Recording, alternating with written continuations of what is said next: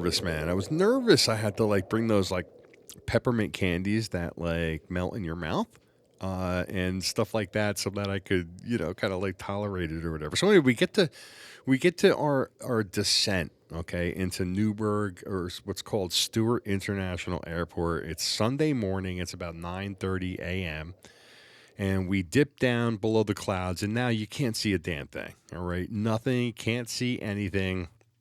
And we're going down and whatever. And I'm like, I got a window seat. I don't know how you guys are, but I insist. I mean, I gotta have a window seat so I could see what's going on. And normally, when you're descending into the airport, you could see you getting lower and lower. There was absolutely zero visibility.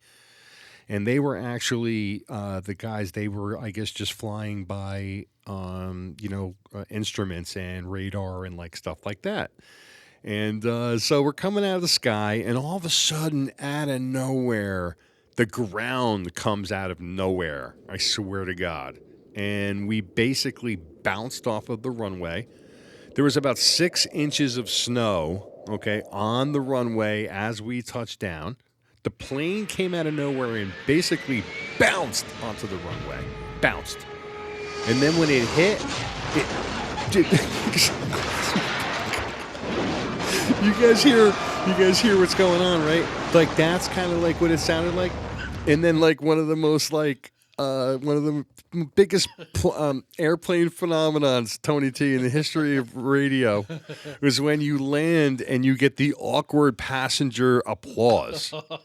So it was, like so not very many landings are, applause worthy. Okay. But when we bounced from that time, which maybe it was like not even 1 second, I don't know, it might as well have been 15 goddamn minutes, Tony T, as we, between the first bounce on the runway, and then I could feel us like we going like this, and then back to it, like my life literally passed before my very eyes. I saw all the things that you're going to see when you die. And that minute, right before you die, right before you meet your maker at the pearly gates, you recall and flash back to all the things in your life that are unresolved. And it's hard. And you're like, and then all of a sudden you wake up.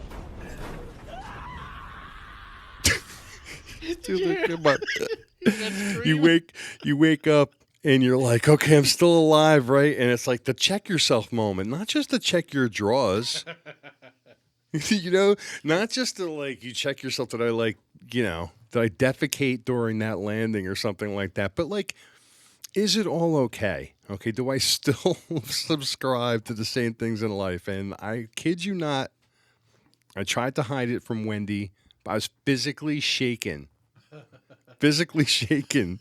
okay, by the landing. All right, and then we taxied up to the runway. I got off, and you ever have a flight like that, Tony T? No, not that. You ever been on a flight where they applauded when the landing happened? I've seen that. So why? I